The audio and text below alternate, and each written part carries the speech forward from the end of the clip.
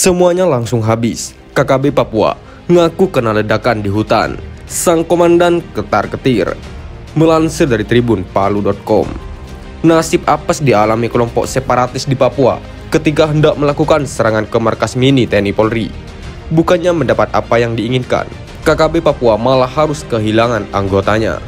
Peristiwa penyerangan pos TNI Polri pun berubah menjadi cerita kelam bagi KKB Papua.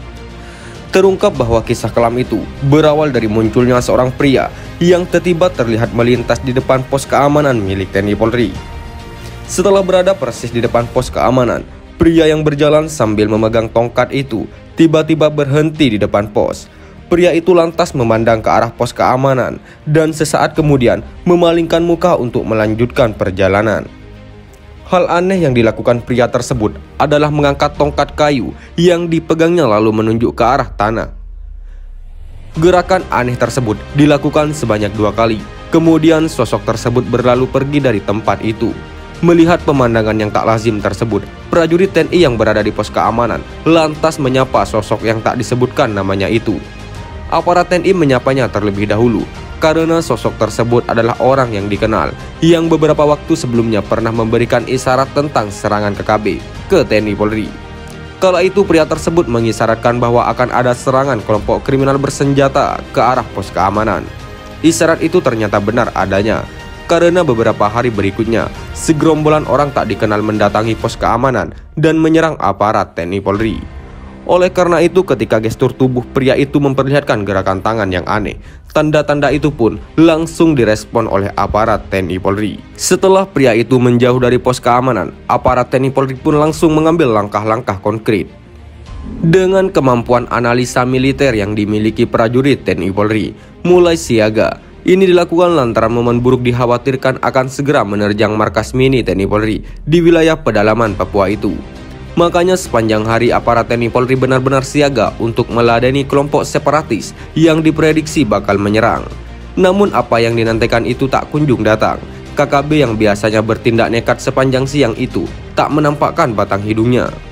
Meski demikian, aparat terlatih kebanggaan NKRI itu tetap siaga sebab yang dinantikan adalah hal yang amat berbahaya. Ketika malam hampir tiba, kesiagaan di markas TNI Polri itu mulai ditingkatkan.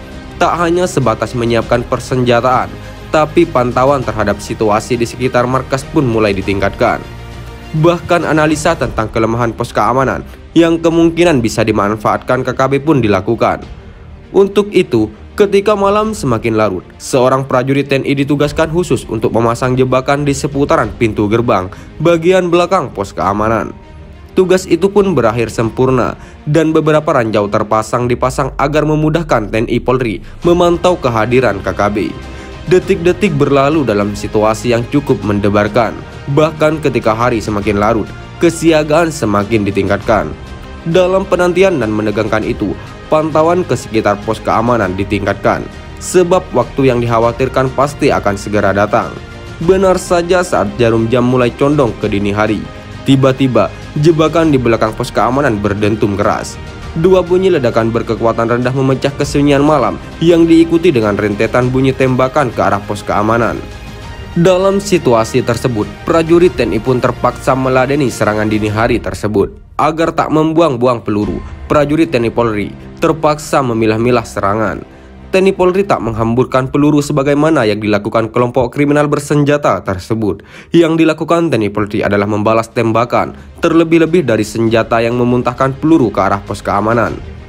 Artinya, hanya senjata yang menembak ke arah pos keamanan yang dibalas pula dengan tembakan oleh TNI Polri.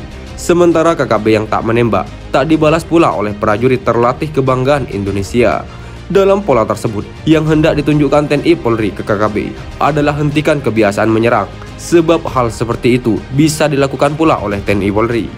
Strategi TNI Polri malam itu benar-benar jitu, karena tak semua anggota KKB meregang nyawa di tempat tersebut.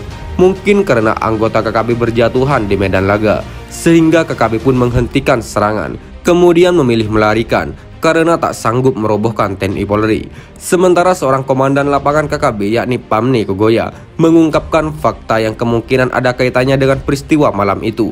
Melalui penggalan video yang beredar di jagat maya, sepupu Egyanus Kogoya, Panglima KKB itu mengungkapkan hal yang mengejutkan. Pamneko Goya menyebutkan bahwa malam itu KKB sangat kaget atas sebuah peristiwa yang tak disangka-sangka. Saat satu anggota kami injak barang itu, benda itu langsung meledak, sehingga 2 orang langsung habis, tutur Pamneko Goya. Dalam video yang viral tersebut, tak disebutkan benda apa yang meledak di pintu gerbang bagian belakang pos keamanan yang ditempati TNI Polri tersebut. Tak diperlihatkan pula lokasi kejadian, benda itu meledak, bahkan tak terlihat sama sekali suasana yang ada di TKP. Yang terlihat dalam video viral tersebut hanyalah keberadaan di situasi di sekitar markas mini TNI Polri. Tak disebutkan kapan peristiwa itu terjadi dan di wilayah mana kejadian tersebut. Bahkan Pamneko Goya, Komandan Operasi Lapangan KKB, juga tak menyebutkan siapa saja yang jadi korban dalam peristiwa kelam itu. Ia hanya menuturkan bahwa ketika benda itu diinjak, barang itu langsung meledak dan anak buahnya langsung habis di tempat itu. Mereka semua habis saat benda itu diinjak dan meledak. Semuanya langsung habis, katanya. Hingga saat ini situasi di pedalaman Papua masih diwarnai oleh serangan kelompok kriminal bersenjata atau KKB.